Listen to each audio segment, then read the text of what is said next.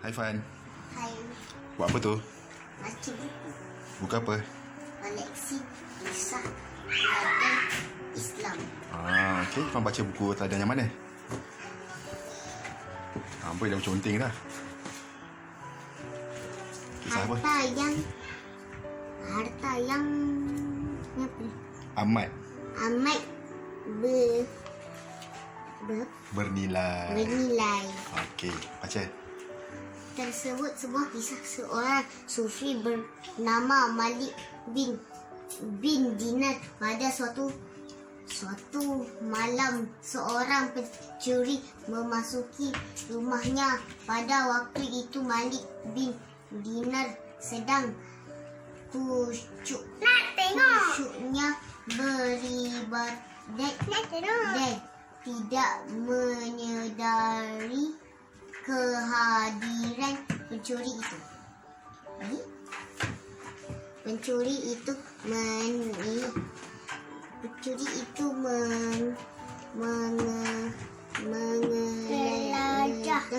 Menggeledah menggeledah rumah ahli sufi dengan harapan menjumpai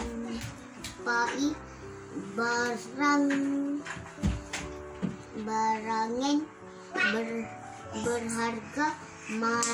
Malangnya pencuri itu gagal menjumpai apa-apa barangan berharga. Faham tak ceritanya? Faham tak ceritanya? Pencuri itu kehairan mendengar kata-kata Malik bin Dinar. Tambahan ahli sufi itu langsung tidak menunjukkan perasaan marahnya. Tunggu sebentar, kata Malik bin Dinar. Tidak lama kemudian beliau kembali dengan membawa sebaldi air lalu berkata, ambillah wuduk dengan air ini, kemudian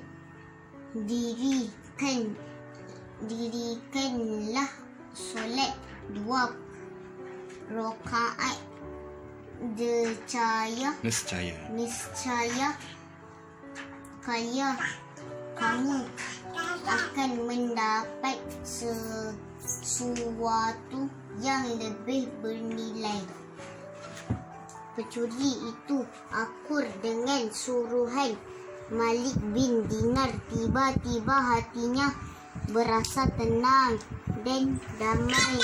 Maka dia mengulangi menunaikan solat 2 rakaat hingga waktu subuh. Akhirnya pencuri itu mendapat petunjuk daripada Allah Subhanahu wa Ta'ala. Dia amat menyesal atas segala dosa lampaunya dan ingin bertaubat. Pencuri itu segera memberitahu Malik bin Dinar hasratnya untuk belajar dan mendalami ilmu agama. Malik bin Dinar pun menerima pencuri itu sebagai muridnya dengan penuh kesyukuran. Setelah beberapa hari mendalami ilmu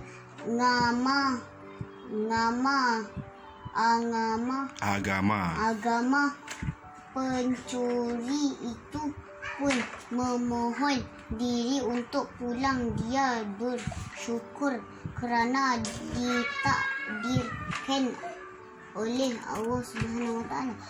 Memasuki rumah ahli sufi itu yang akhirnya memberikannya kesedaran dan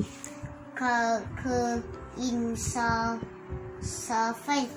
Sebaik-baik sahaja tiba di rumah pencuri itu, ditanya oleh seorang temannya yang juga seorang pencuri, apakah yang kau curi dari rumah Malik bin Dinar? Pasti banyak harta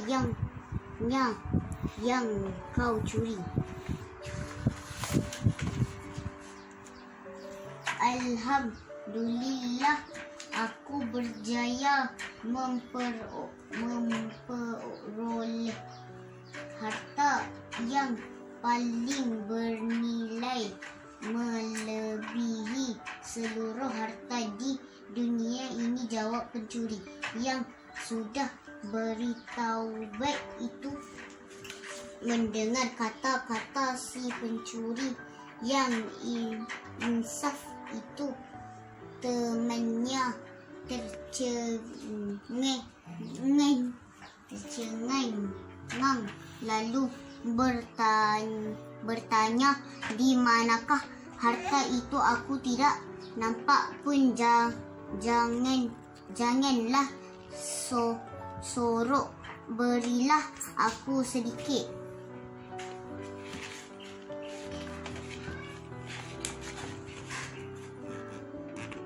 Sebenarnya harta itu tidak dapat dilihat di dunia ini. Harta itu ialah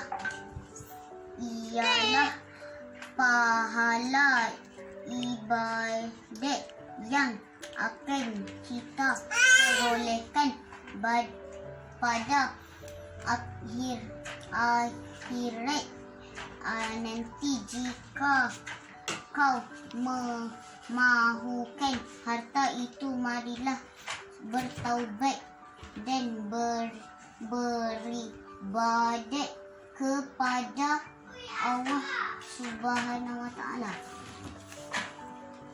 Tinggalkanlah segala kejahatan yang kita lakukan dahulu. Itulah harta yang sebaik-baiknya melebihi segala harta di dunia ini, kata bekas pencuri itu dengan ikhlas dan penuh keimanan. Dan habis dah. Akhirnya mereka mengambil keputusan untuk meninggalkan kejahatan dan bertaubat. Mereka pun pergi ke rumah Malik bin Dinar untuk mendalami ilmu agama dan menjadi orang yang soleh. Okey, Ifan. Tadi awak tak tanya lagi, nama penuh Ifan apa? Nama penuh? Ifan bin Syadizat. Okey, Ifan umur berapa tahun? 7 tahun. Darjah 1, betul? Sekolah kat mana? Sekolah dekat